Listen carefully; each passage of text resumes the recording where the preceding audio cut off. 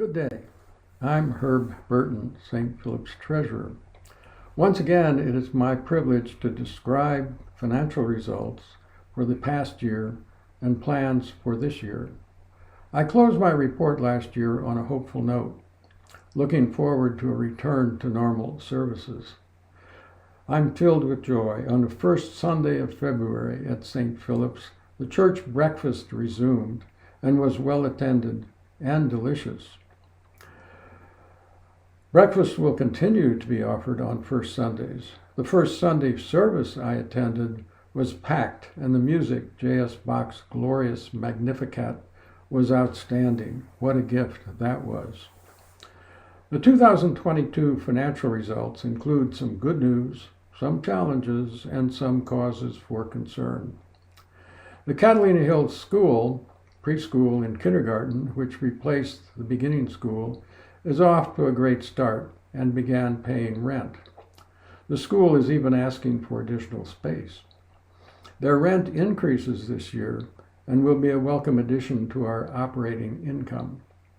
The Dexter Trust recasting was approved by the court and is contributing substantially to the cost of end-of-life parochial care. We continued to catch up on our audits with the completion of the 2019-2020 audit. However, the auditor, Eide Bailey, notified us that they will not continue to be our auditor. We plan to engage a new auditor and start the 2021-2022 audit later this year.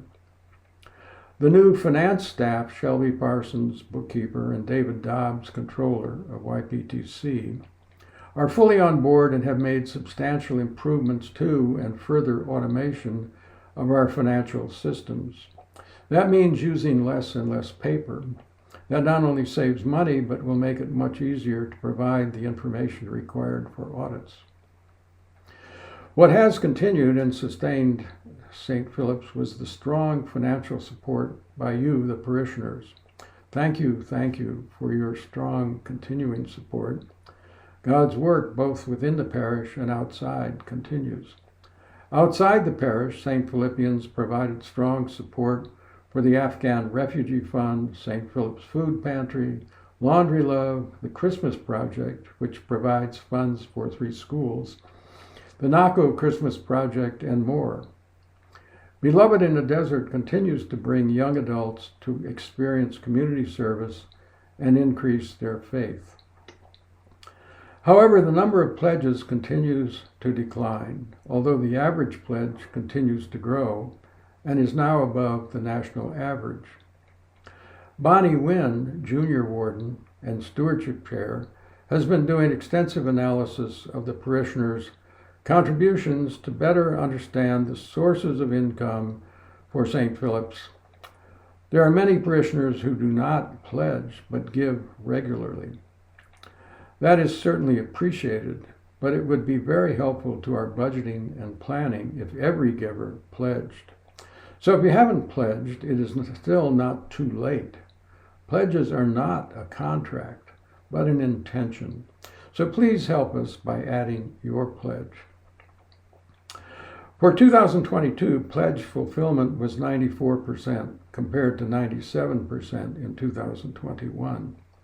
Inflation and the large decline in the stock market may be a factor.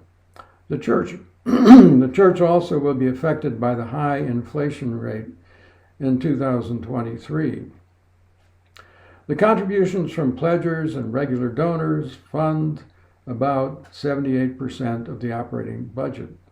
So you can see how important pledging is to our planning and ministries. St. Philip's is fortunate to have invested funds that supplement the budget and provide strong support for multiple ministries and preservation of our wonderful facilities. 3 St. Philip's organizations are responsible for the church's investments. Operating funds are managed by the Finance Committee, which handles only short-term liquid investments consisting of reserves and restricted funds available for use in church operations. The members are myself, Chair, Clint Davis, Sally Gunderman, Bruce Larson, Dick Powell, Bill Rowe, and Craig Tedman. Ex officio members are Father Robert and Mary Trainer, parish administrator. Total funds under investment at 12/31/2022 were $142,319. The 2022 use of these funds for St. Philip's operating budget were $150,000. Endowment and similar long-term funds management is handled by two entities. St. Philip's Ministry Endowment Funds Trust, or MEFT.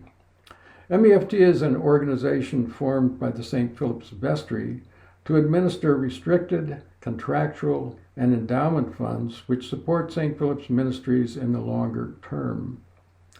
There are four funds: Columbarium, Ministry Endowment, Couts Music Ministry, and Dexter Family Trust. The chair is Nancy Atherton. The treasurer is Raymond Dewey. The trustees are Sue Agnew, Nancy Atherton, Jean Cooper, Raymond Dewey, Susan Koza, Meredith Mullins, and Jim Prescott Smith. The investment committee is Nancy Atherton, Raymond Dewey, and Jim Prescott Smith. Total funds under investment at 12/31/2022 were $2,723,380. The 2022 combined distributions from the fund to St. Philip's operating budget were $106,666. The third entity is St. Philip's Preservation and Endowment Foundation. This is an independent 501c3 dedicated to preserving the historic buildings and grounds of St. Philip's. The president is Jane Prescott Smith, and the treasurer is Raymond Dewey. The board members are Tim Bailey, John Barrett, Raymond Dewey, David Haas, Janet Linton, Dick Powell, Jane Prescott Smith, Sarah Struthers, and John Wazak. The investment committee consists of Raymond Dewey, Dick Powell, and John Wazak. The total funds under investment at December 31st, 2022 were $4,258,597. Combined grants in 2022 to St. Philip's operating budget consisted of $84,668. All of the St. Philip's investments are intentionally managed by a single entity, BMO Harris, in order to minimize investment management fees. The contributions from the endowments and long-term funds funded 12% of St. Philip's operating funds in 2022. We are very fortunate that these provided much needed support. However, as I mentioned last year, for a church our size, longevity, and position in the community, our endowments and savings are not large. Please consider adding to them.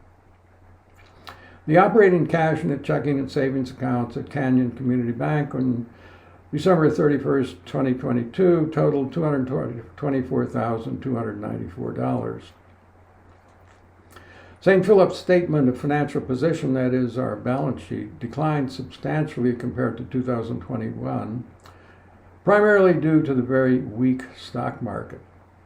Although we had hoped and planned for our operating budget to break even in 2022, there was less total revenue than planned, and there were substantial unplanned expenses associated with the recovery from COVID shutdown and the startup of the Catalina Hills School. I regret to report that we incurred a loss of about $135,000. We have instituted a much more detailed and rigorous budgeting and planning process to help avoid another financial loss.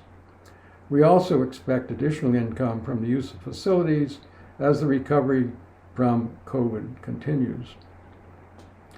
As you can see, the challenges continue. With the continuing decline in the number of pledges and the declining reserves, we must do better at managing our resources and stay within budget. We also must grow our invested funds and endowments. Additional financial information will be available at the annual meeting and on the church website. I want to thank the staff, especially Mother Mary and members of the Finance Committee, for their help in managing the finances and preparing the 2023 budget. Finally, thanks also to Bonnie Wynn, Stewardship, Nancy Atherton, Chair, MEFT, Jane Prescott-Smith, President of P&E, and Raymond Dewey, Treasurer of P&E and MEFT, for their help in preparing the annual meeting. I look forward to seeing you and answering your questions at the annual meeting. I am thankful to be a member of this wonderful community and to again experience the joy of worshiping, singing, and praying together in our beautiful church. Thank you all, and God bless you.